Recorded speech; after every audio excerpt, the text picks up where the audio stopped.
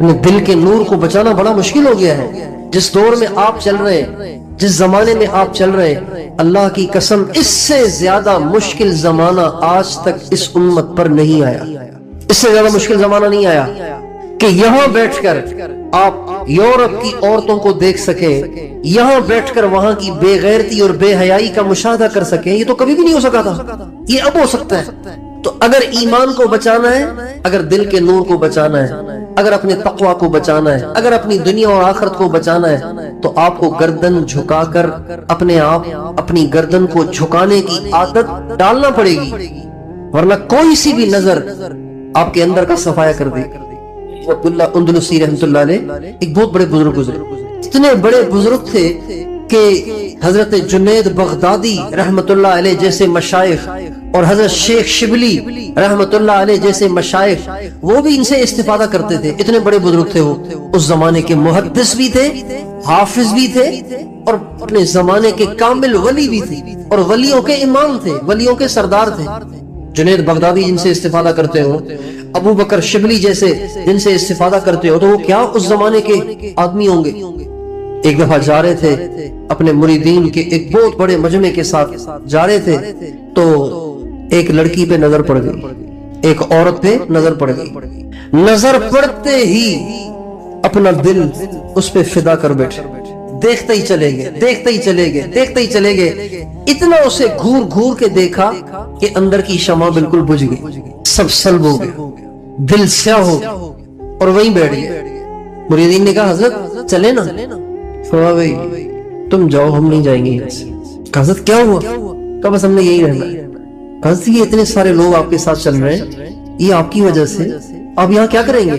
کہا بس چھوڑو ان باتوں، بس ہم نے یہی رہنا ہے۔ کہا حضرت یہ اندلس میں اتنی ساری خانقاہیں آپ ہی کے دم سے آباد ہیں، ہزاروں مریدین آپ کی برکت سے اللہ اللہ کر رہے ہیں، اور کتنے سارے اللہ والے بن رہے ہیں، اور کتنے سارے آپ سے حدیث پڑھ رہے ہیں، آپ یہاں بیٹھ آپ کہہ رہے ہیں میں یہاں بیٹھ رہا ہوں، آپ چلے نا؟ بہت منتیں کی، کئی دن گزر گئے ان کو سمجھاتے اور ان کی منتیں کرتے کرتے حضرت تیار نہیں ہوئے، یہ سب چھوڑ کے آخر چلے گئے۔ جب یہ چلے گئے تو جس لڑکی پہ ان کی نظر پڑ گئی تھی وہ تھی عیسائی۔ اس کے باپ کے پاس گئے، کہنے لگے اندلس کا ہوں، آپ کی بیٹی سے شادی کرنا چاہتا ہوں، آپ کر دیں؟ کا شرط ہے؟ کا کیا؟ کا عیسائی ہو جاؤ، ایک شرط، اور 1 سال تک سور چرانے ہوں گے، دوسری شرط، قبول ہے تو بیٹی حاضر ہے؟ کا قبول ہے۔ اسلام بھی چھوڑ دیا اور سور چرانے پر بھی آمادہ ہو گئے، اور اسلام چھوڑ دیا، نکاح ہو گیا۔ 1 سال کے بعد حضرت شبلی رحمت اللہ علیہ کو خیال آیا کہ ہمارے حضرت کو ہم وہاں چھوڑ آئے تھے، چل کے خبر تو لے ان کا کیا حال ہے، وہ کیا کر رہے ہیں۔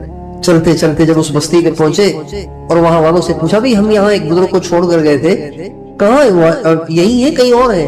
کہ یہی ہے۔ کہ کیا ہوا ان کا، کیا کر رہے ہیں یہاں پہ؟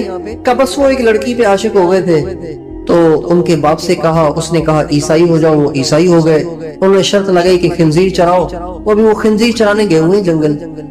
حضرت شبلی کے تو پاؤں تلے زمین نکل گئی، زاروں قطار رونے لگ گئے، بے تاب اور بے قرار ہو گئے، اور چل پڑے جنگل کی طرف۔ گئے تو جس عصا پہ سہارا لے کر منبر رسول واز کہا کرتے تھے، اسی عصا پہ سہارا لیے ہوئے عیسائیوں والی ٹوپی اور عیسائیوں والا پٹا اپنی کمر پہ باندھ کے خنزیر چرا رہے۔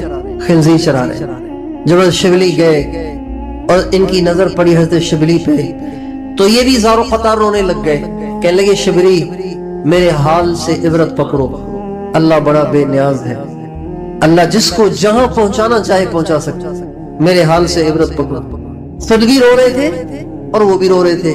پھر فرمانے لگے شبلی میں اپنے اختیار میں نہیں ہوں، میں سمجھ رہا ہوں کہ یہ جو کچھ کر رہا ہوں یہ ٹھیک نہیں ہے، لیکن میں کیا کروں، مجھے اس نے خود ہی نے دربار سے دھکے دے کر نکالا ہوا ہے، میں کیسے اندر آ سکتا ہوں، میرے بس میں نہیں رہا واپس لوٹنا، آپ دعا کریں، بس میں واپس نہیں آ سکتا۔ حضرت شبلی نے کہا حضرت آپ کو سارا قرآن یاد تھا تو یاد ہے یا بھول گئے؟ کہ شبلی سارا بھول گیا، بس ایک آیت یاد رہ گئی ہے، وَمَن يُهِنِ اللَّهُ فَمَا لَهُ مِن مُكْرِمٍ، اللہ جسے ذلیل کرے اسے کوئی عزت نہیں دے سکتا۔ وَمَن يُهِنِ اللَّهُ، ایسے ہی آیت حافظ ہیں بیٹھے ہوئے نا، آیت ایسے ہی ہے نا، وَمَن يُهِنِ اللَّهُ فما لہو من مکرم، اللہ جسے ذلیل کرے اسے کون عزت دے سکتا ہے؟ کہ حضرت آپ کو ہزاروں حدیثیں یاد تھی، کوئی حدیث یاد ہے؟ کہ بس ساری حدیثیں بھول گئی، ایک حدیث یاد ہے۔ کہ وہ کیا؟ کہ من بدل دینہ فاقتلوہ، جو اپنا دین بدل دے اسے قتل کر دو، اسے زمین پر رہنے کا کوئی حق نہیں۔ یہ نگاہ ایسی ظالم ہے، یہ نظر کی آزادی اتنی خطرناک ہے، اتنی خوفناک ہے کہ زندگی بھر کی ہوئی کمائیاں برباد ہو جاتی ہیں۔ بڑی کوتاہی ہے اس میں آج۔ چنانچہ بس آپس میں وہ بھی روتے رہے، یہ بھی روتے رہے۔ جب انہوں نے اپنے آپ کو بے بس پایا حضرت شبلی نے، تو وہاں سے اٹھ کے واپس آ گئے۔ اللہ کی شان، حضرت شبلی واپس جا رہے تھے تو راستے میں ایک نہر پڑتی تھی، ایک نہر پڑتی تھی۔